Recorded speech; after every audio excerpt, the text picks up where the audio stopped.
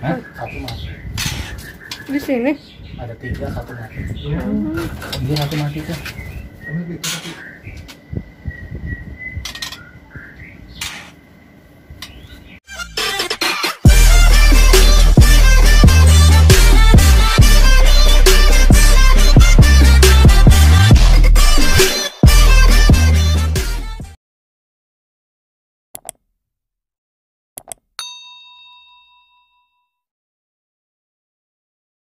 Assalamualaikum warahmatullahi wabarakatuh. Salam satu hobi, salam kicau mania. Nah, sahabat Omyots, saat ini kita sedang dalam perjalanan ke seorang breeder. Hebatnya lagi, materi-materi indukannya itu diisi oleh murai-murai batu dari berbagai daerah. Jadi ada Tangse, ada Kota Agung, ada Pasaman, ada Mandailing, dan ada Bahorok, dan lain-lain. Nah, jadi kalau boleh cerita ya, ya ini saya ingin memperkenalkan diri dulu. Jadi sekitar 10 tahun yang lalu, ketika saya masih aktif di FB saya namanya Raja Murai. Nah, itu jadi dari kita dulu yang pemain-pemain lawas veteran ini, itu ada semacam fanatisme untuk mendapatkan murai-murai batu dari daerah-daerah yang saya sebutin tadi di atas gitu.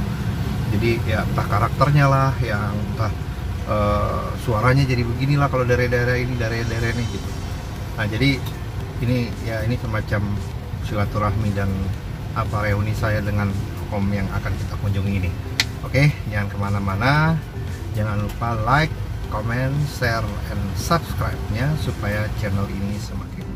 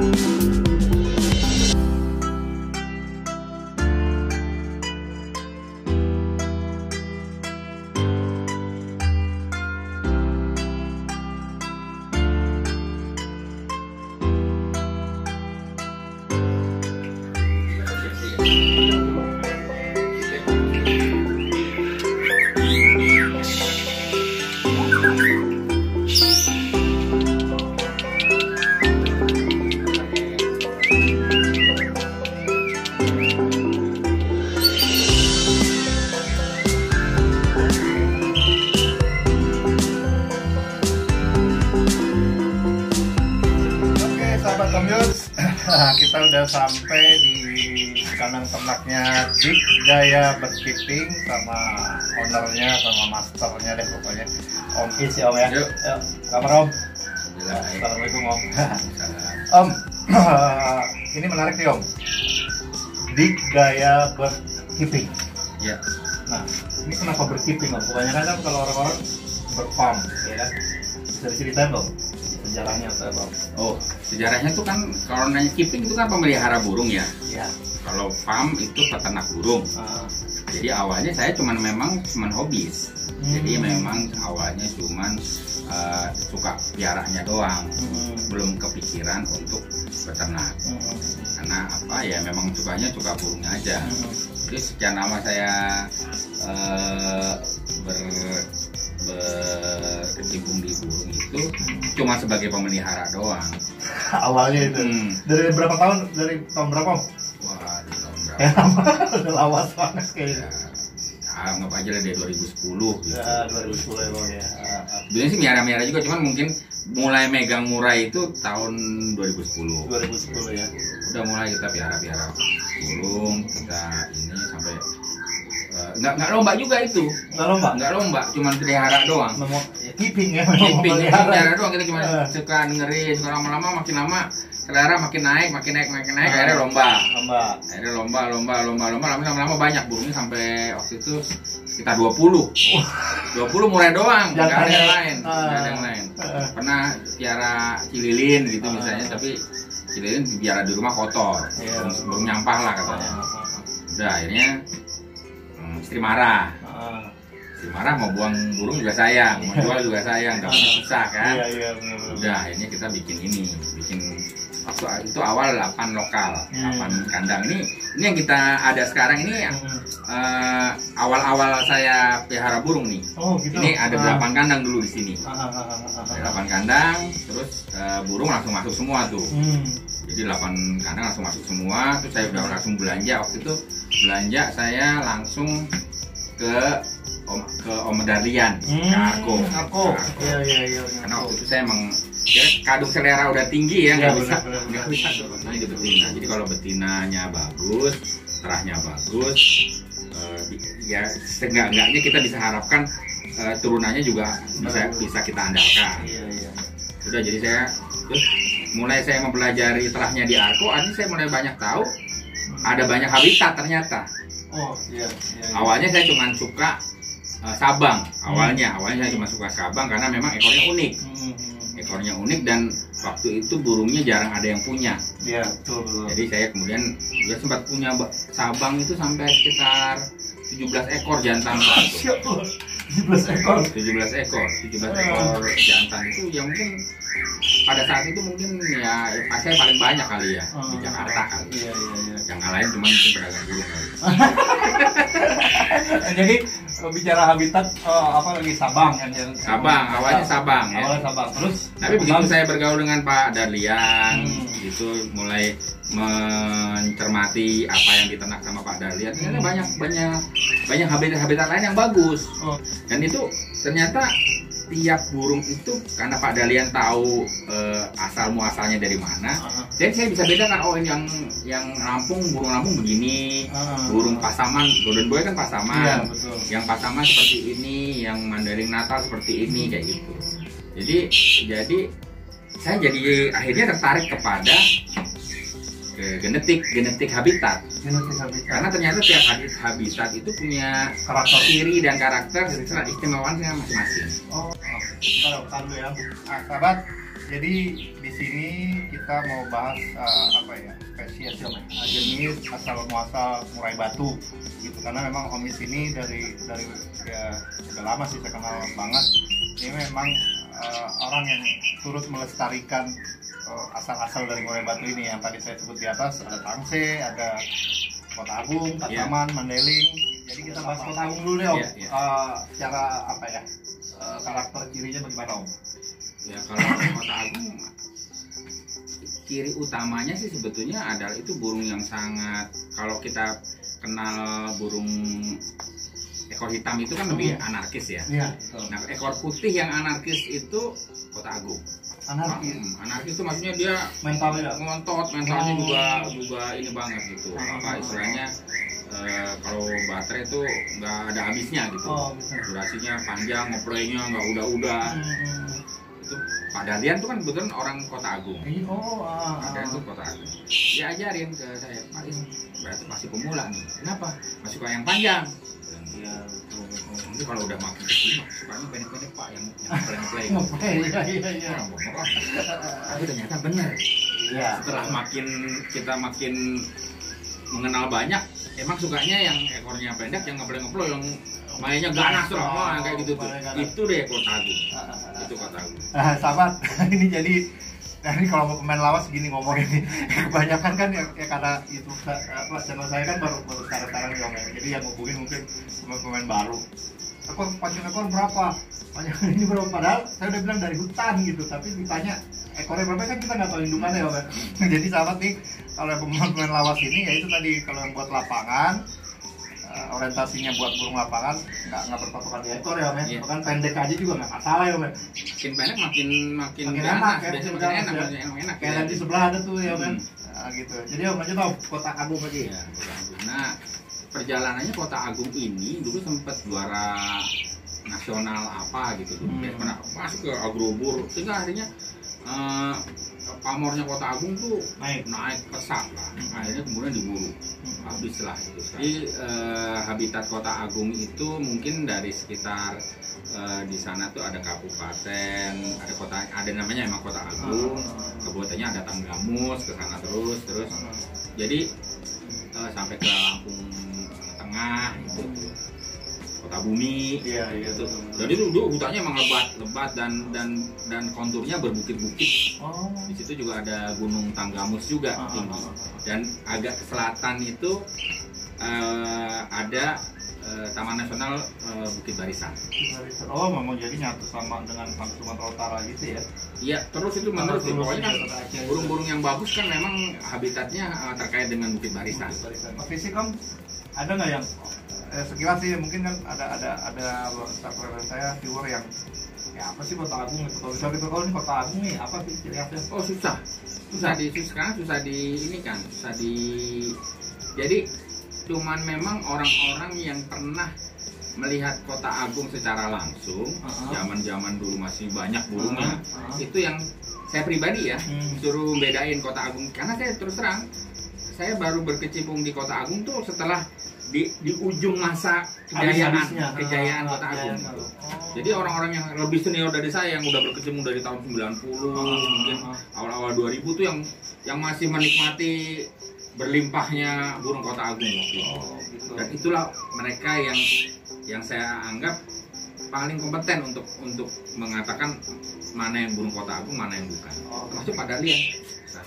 Oh ya, Om Dahlian saya sangat kenal nih. Kalau Om Dahlian nonton, saya Yudi Om ya, dulu pernah ngambil juga jawab saya sana trotolan berapa gitu kan. Mungkin kalau nanti nonton Om Dahlian bisa kalau saya hubungin bisa ini oleh jadi ini kan sebenarnya sih informasi edukasi aja Om ya kan. Semakin kita belajar murai batu kan semakin ya, karena ya sebenarnya kita semua satu komunitas besar yang harusnya memang saling mendukung betul. Yang punya keahlian ya di sharing, berbagi. Nah, kalau memang kita keahliannya nggak mencukupi ya kita rekomendasikan kepada yang memang sudah ahli benar. Nah kalau Om bilang kan tadi Kota Agung ini termasuk yang ekor putih yang anarkis. Nah ketika di ternakin Om kan ada nih Kota Agung. Ternakin itu dia anarkis juga nggak? Atau ada perbedaan nggak dengan jenis-jenis yang lain? Nggak ada sih, pokoknya burung kalau udah nafsu ya kawin. Di kitanya itu di setiap habitat ada burung yang songong memang. Songong tuh yang memang sukanya mukulin betina, yang ada yang di setiap habitat ada. Di setiap habitat ada yang lemah lembut juga ada. Jadi nggak semuanya bisa kita misalnya mentang-mentang dia di lomba anarkis di Angkaran dia anarkis juga enggak gitu. Jadi itu benar-benar bagaimana breeder itu membaca karakter si murai batu itu sendiri. Jadi ya ada banyak triknya lah, misalnya kalau saya sih biasanya gini, kalau burung-burung yang anarkis kayak gini saya lombain. Jadi sebelum saya masukin saya lombain. Mau dia ngelowok kek, mau dia cuma diem tengok-tengok kek, mau saya lombain. Gunanya tujuannya apa untuk? Ya supaya untuk merendahkan dia punya emosi. Emosi bukan birahi kan kita butuh, buat kalau birahi nggak kawin. Emosinya biar bisa tersaru, dia tahu cowok yang ganteng nggak cuma lu doang. Ya emang gitu, biar dia kita lemahkan dikit harga dirinya, biar dia lebih bersyukur. Iya, bersyukur dulu. Kalau di rumah nggak kita setting, pokoknya lu makan kenyang, habis itu kita lombain, habis itu lu makan kenyang, itu kita lombain. Lu tahu tuh ada cowok-cowok ganteng. Nggak kita setting, ini nggak kita setting, nggak kita setting, kenyangin aja udah, kenyangin aja ya, kayak kita nyeting burung mau suruh kawin dah, makannya banyakin aja. Ya ngelowok aduh di lapangan. Ya mau ngelowok ya mau apa, cuman dia begitu kita ketemuin di dikasih betina, dia lebih menghargai betinanya. Karena udah ketemu saingan-saingannya gitu ya. Oke. Jadi ini cuma salah satu trik. Oke. Tuh, sahabat yang mulai breeder jadi peternak murai batu nih boleh nih. Jadi kalau jantan yang susah dijodohin gitu ya. Jodohin atau apa yang belagu songong, bawa aja ke lomba tapi nggak usah disetting. Langsung makannya kayak berkawinin. Biarin ngelowong dah. Dia ketawain makanan kiri. Cuma paling tapi kalau kayak gitu saya nggak pakai topi juga. Ini si om ini tuh burungnya melowok aja dilombain gitu. Gak malu kan kita. Kita nggak pakai topi dirang, nggak pakai atribut, nggak pakai apa, nggak baju kombat. Nah kalau yang itu kan tadi songong tuh, jantan yang songong. Kalau yang takut sama betina gimana triknya? Ada kan Om? biasanya? Takut sama betina ya? Ah. Ya kalau takut sama betina tuh, kalau saya sih nggak saya tenakin udah. Oh. Saya nggak Mendingan tenakin. langsung nggak usah. Udah nggak usah saya ini. Ya berarti kan udah nggak fighter. Oh gitu. Ya, kalau udah nggak fighter kita mau mengharapkan apa? Iya nggak ada. Bagus Iya. banget. Ini emang kalau ke seniornya begini nih ilmu-ilmu yang kita nggak tahu. Kadang-kadang kan ada orang suka maksa Om, ya. Jantannya kalah nih sama betina. Itu Lagi pula gini, itu sebelum itu kita harus coba dulu sama beberapa betina nih. Nah, iya. Jadi kalau saya metodenya kalau kita memang sebaiknya memang kita punya beberapa betina yang eligible itu masuk gini, sesuai dengan kriteria yang kita inginkan, sesuai dengan spek yang kita mau, betinanya ini sudah masuk dulu, baru kita pilih, kita urung tuh jantan dengan betina itu. Jadi ini jantan di tengah, misalnya kandang ini di sampingnya ada ini, di sampingnya ada. itu. Kita kelihatan mana preferensi yang dia suka. Kalau dia lebih suka ke sini, apa suka ke sini, apa suka ke sini, ya nanti kita yang dia nggak suka, yang nggak pernah deketin dikurangin. Nanti tinggal tadinya 4 tinggal 3. 3 ntar mana lagi, oh ini kurangin lagi tinggal 2. Kayak Take Me Out Indonesia. Iya. Nah, ini kan ilmu kayak gini yang udah selesai, dari kita ngomongin itu udah. Kalau gitu masih takut juga ya udah bahaya loh. Gitu aja. Ada lagi metode yang lain tuh kalau misalnya kayak pasaman ini. Nah, pasaman yang saya punya ini kebetulan emang ganas. Dia saya kasih betina yang berani emang. Saya kasih betina yang berani. Salon.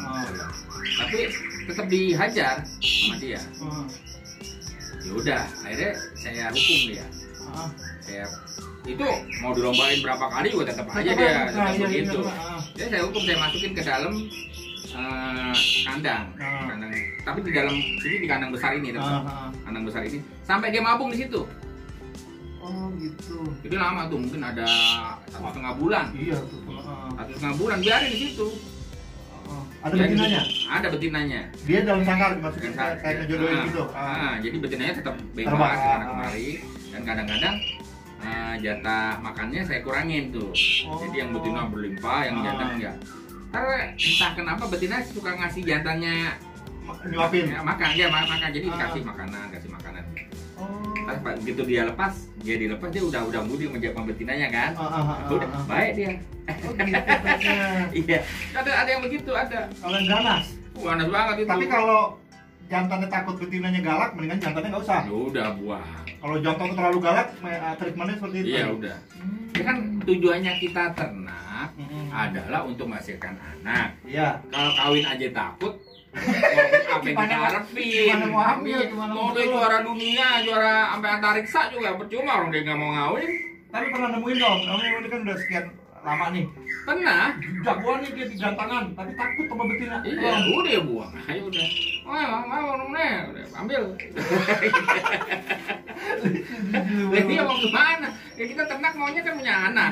Gitu. Kalau dia udah nggak berani ngawin ya udah, ya tujuan kita nggak bakal tercapai gitu. Gitu. Udah, ngapain kita buang effort kita untuk yang kayak gitu. Balik lagi Om, ke mana? Kota Agung tadi. Kota Agung itu kan tadi anarkis karakternya dia ya. Ada lagi nggak Om ciri-ciri yang gue mau sama Kota Agung nih, kenapa Om dia suka gitu? Karena udah langka. Udah langka.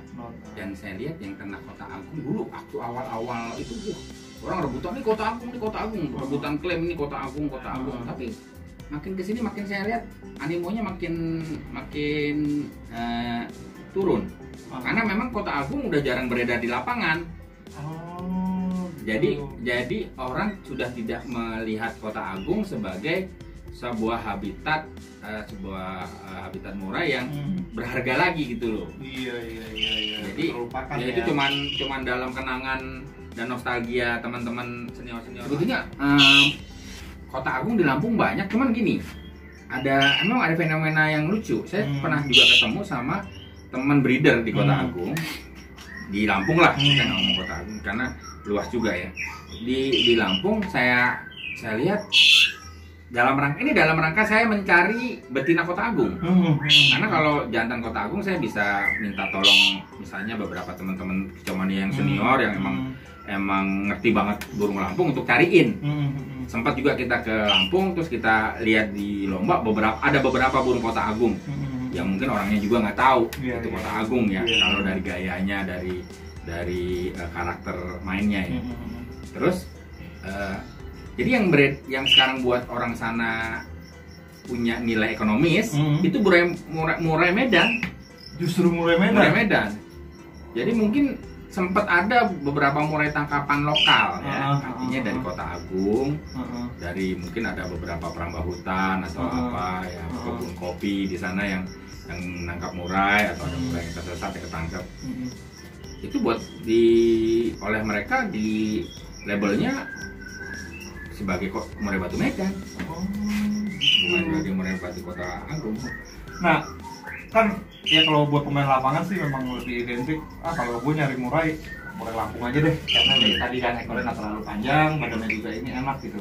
Beda nggak apa yang dibilang orang-orang ini murai Lampung dengan murai Kota Agung, walaupun Kota Agung ini ada di dalam provinsi Lampung? Terus terang kalau untuk murai batu Lampung ya, kayaknya bisa ada Raja Basa, ada lagi di mana, di daerah Pekamba segala macam, itu mungkin juga ada. Saya pikir sih karakternya agak sedikit beda, bakal agak sedikit beda, karena Kota Agung itu memang kontur daerahnya begitu. Ini sahabat Commute, mungkin ada yang tinggal di Lampung. Kalau Om Is ini, ya kalau menurut saya sih, saya sangat berharap bahwa artinya gini, sekarang orang kan trennya bahorok ya. Ya, semua orang kejar-kejar bahorok, semuanya ke bahorok gitu. Ya memang mungkin karena sekarang bahorok juga masih banyak sebetulnya, walaupun udah mulai jarang sebetulnya. Tapi ya kita juga wajib juga, misalnya tadi sempat kita bicara masalah burung Jambi, burung Jambi juga ada beberapa habitat yang bagus, dan di asosiasi breeder itu saya lihat juga ada beberapa teman yang teman breeder yang di Bengkulu yang sudah mulai menternakkan burung-burung murni Bengkulu. Di Sumatera Barat juga mungkin juga sudah ada yang murni Pasaman, itu juga mulai ada. Dan buat saya itu adalah kondisi yang paling ideal. Jadi diternak di kampung sendiri. Nah, ini dia. Tadi saya sempat ngobrol sama untuk mau ngingetin.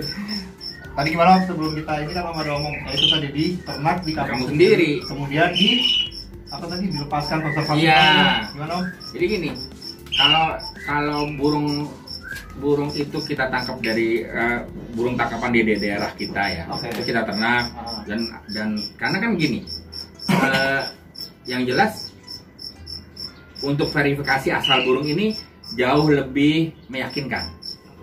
Dan nyatanya kemudian burung-burung itu juga banyak juara juga, karena mungkin genetiknya lebih bersih kan? Lebih bersih, murni. Tapi kan nyari indukannya susah payah. Nah Om, cara carinya gimana Om? Ini penasaran saya dari tadi. Oh, cari-cari kayak gitu ya. Kalau kayak ke Lampung saya cari sendiri. Langsung pergi hunting ke Lampung. Saya cari wawancara dulu sama yang saya cari juga bukan hutan, yang ternakan. Yang ternakan yang saya cari. Cari wawancara dulu sama yang punya ini dan itunya, asalnya dari mana, usulnya dari mana. Saya kira-kira saya meyakinkan, saya akuisisi gitu misalnya ininya, anakannya. Terus ya itu tadi, kalau yang jantan saya bawa pakarnya lah. Pakarnya saya bawa jalan, saya lihat ini, ini gimana ini, oke. Ya kalau yang jauh-jauh misalnya kayak Sabang ya kita cari ya, kalau belinya emang orang Aceh gitu. Cari aja langsung di Aceh langsung. Kalau beli Pasaman ya belinya ya yang dari orang Padang gitu, di sana yang punya akses langsung di saya. Oke sahabat, itu dia tadi obrolan kita dengan Om Is Dikdaya Perkeeping tentang murai Kota Agung. Ya semoga dapat ilmu lagi Om ya, ilmu baru ya kan, walaupun ya mungkin Om Is juga terbatas, tapi jangan menutup kemungkinan kita karena informasi dari Om Is ini jadi lebih tahu gitu. Maksud saya nih kayak gitu.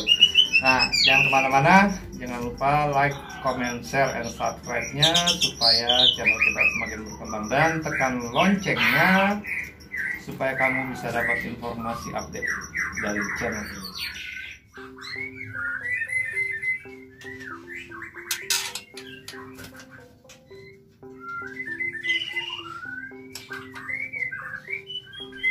Oke, sahabat Commute, di video sebelumnya kita udah bahas tentang Murai Batu, Kota Agung dari Provinsi Lampung. Nah, sekarang kita mau bahas Murai Batu Sabang ya, ya, dari Provinsi Aceh, ujung timur Sumatera. Nah, bisa jelasin dong Murai Batu Sabang yang ada di sini aja deh. Oh gitu ya. Jadi kalau Murai Batu Sabang itu kan gini. Jadi Murai Batu Sumatera itu ada dua, Murai Batu Sumatera pulau besarnya, mainland lah kita ngomong ya, sama yang di kepulauan. Iya, betul. Yang di kepulauan itu ada rata-rata ekornya adalah ekor hitam, kita golongkan sebagai golongan ekor hitam. Kita bahas lebih spesifik nih Om, Murai Batu Sabang. Iya. Ekor hitam dia Om ya? Iya. Ekor hitam panjang ya kan biasanya gitu. Ada balaknya Om? Ada. Rata-rata ekornya sih kalau dari Sabang itu balak 4. Balak 4 rata-rata ya. Tapi ada yang saya pernah temukan balak 6. Dan itu banyak, dan yang lebih ngetop memang yang balak. Ada lagi itu balak 8 itu sedikit tapi ya, karena hampir semua Murai Batu Sabang, terutama yang asli Sabang ya. Itu memang agak-agak susah karena mereka karakternya emang sombong ya. Sombong. Jadi udah hajar betina tuh biasa deh. Gitu. Hajar betina sombong. Minta ampun deh. Nah itu ya perlu kesabaran. Makanya, dan ini tadinya saya pikir cuma yang di saya aja nih. Kenapa sih kok saya sial banget dapat yang Sabang yang begini-begini amat, dan ya, sempat saya bilang sampai 17 itu. Komunikasi sama beberapa teman-teman lain yang punya Sabang, ya ternyata memang karakternya sama begitu. Karakternya begitu. Kalau Sabang itu kan suaranya bening. Kristal. Gitu. Kalau Murai Batu Sabang tuh kalau subuh bunyi, wah udah adem banget.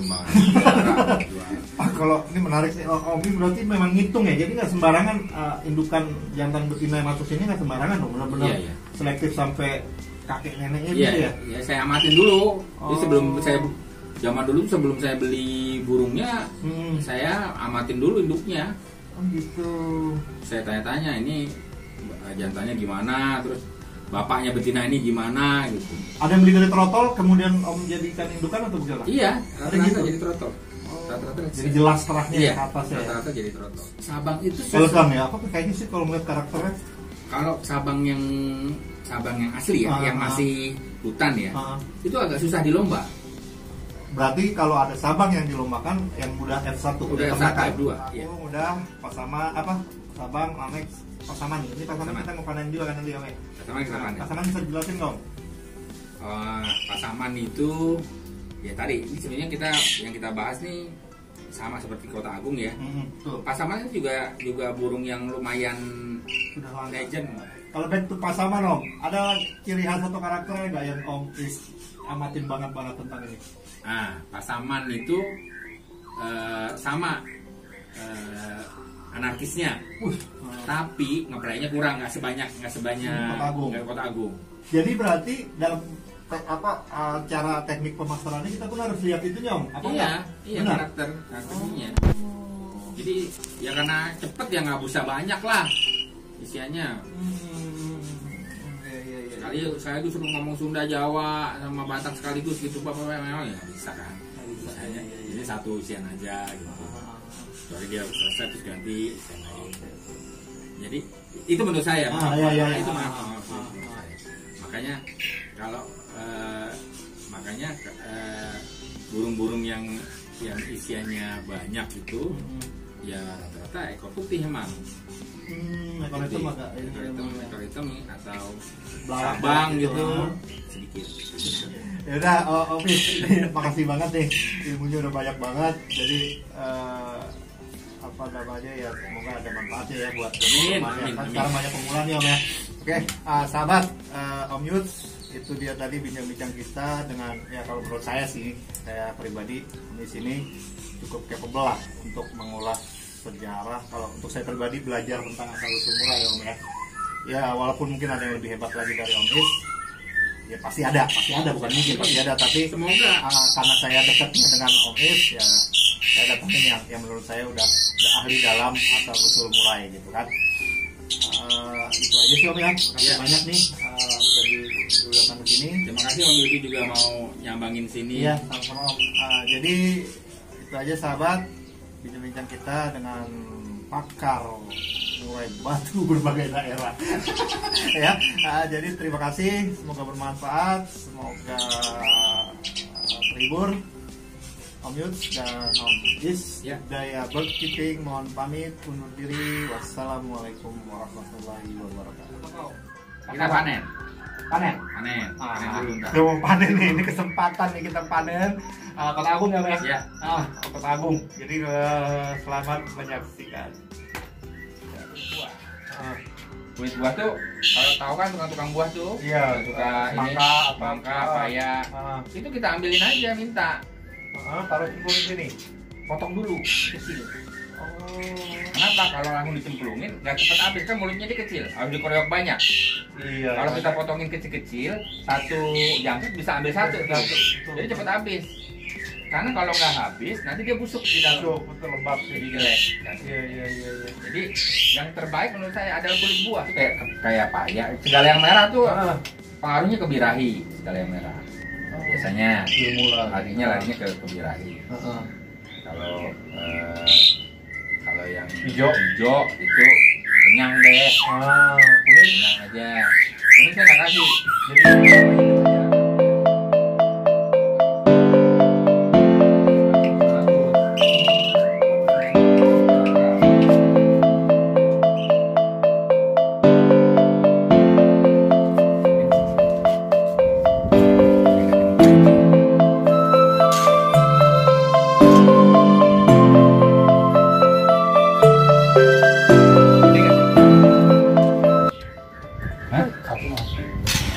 Di sini.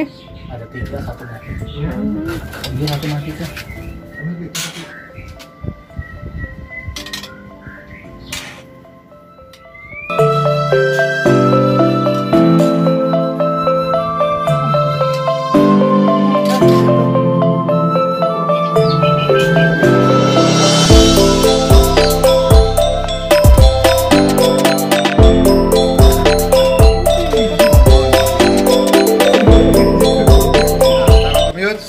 Ini tadi sesuai janji kita, ini mau panen anakan murai batu Kota Agung.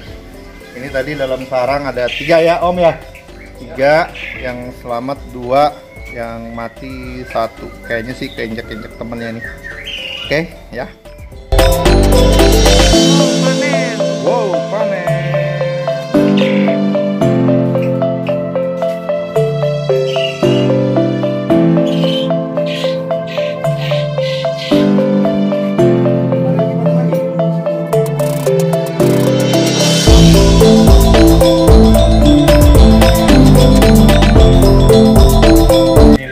Anarkisnya Pak Taman. Disamber. Ini mau disamber nih, kita masuk disamber sama dia nih. Oh ya? Udah jaga-jaga tuh dia. Oh iya bener.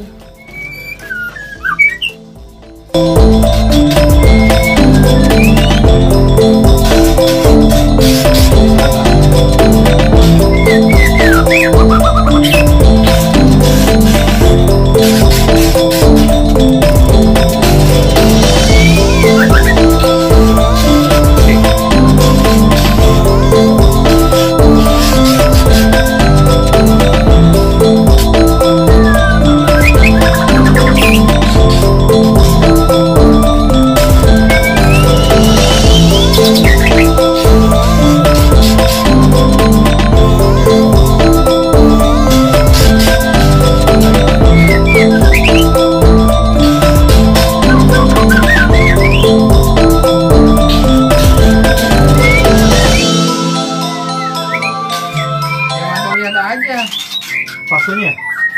Hah? Dari fase apa gimana? Dari tanggalnya. Dari tanggal kan kita baca iya, dari ini ininya masuk ya. kan. Terus sama dari E-nya. Jadi Iya. di bawah gini Iya. apa tandanya kalau udah nelap? Bukan kalau udah nelor sih udah pasti dia angrem, itu udah pasti udah nelor. Udah kita catat aja sebisanya. Terus ntar kalau dia netes kita lihat biasanya ada Cangkang, kan? ada cangkang. Nanti kalau udah fasenya dia netes tuh dia gedenya seberapa, dia dari tainya. Ini kan dibuang tuh tainya. Kandang satu lagi isinya 3 selamat semua insya Allah. Alhamdulillah. Dari kandang Anggada Dikdaya Bekiti.